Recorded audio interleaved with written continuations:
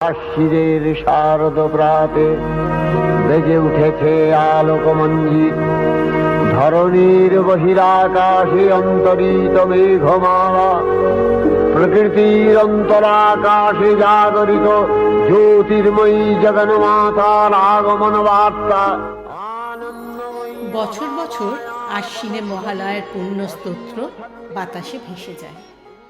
কাশফুলেরা ঢেউ তোলে মাঠের পর মাঠ জুড়ে। বছর পর বছর ঢাকিরা ঢাক বাজায়। আলোয় আলোয় ভরে ওঠে গ্রাম, শহর, মফস্বল। আনন্দে, হাসিতে, গানে ভরে ওঠে দেশ। মা আসে।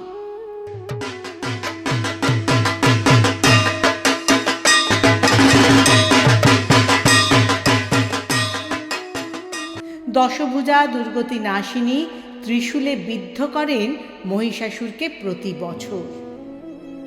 অসুর মরে না, মরেও মরে না, প্রতি বছর আবার বেঁচে ওঠে।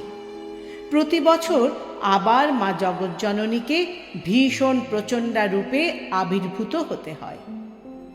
আবারও মহিষাসুরের বুকে গেঁথে যায় ত্রিশূল। তবুও মরে না অসুর।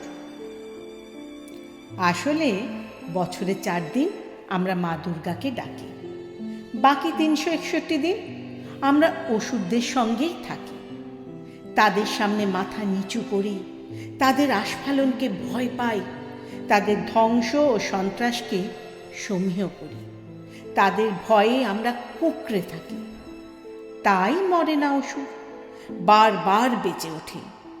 পাড়ায়, মহল্লায়, শহরে, নগরে, বন্দরে, মাঠে আমরা পূজা করি না, উল্লাস করি।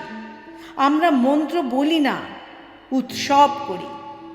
আমরা হৃদয়ে দেবীকে আহ্বান করি না, মনের গ্লানি আর পাপকে নতুন জামা কাপড়ে ঢেকে রাখি।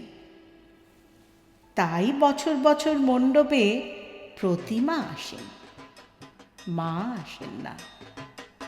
অসুরও মরে না।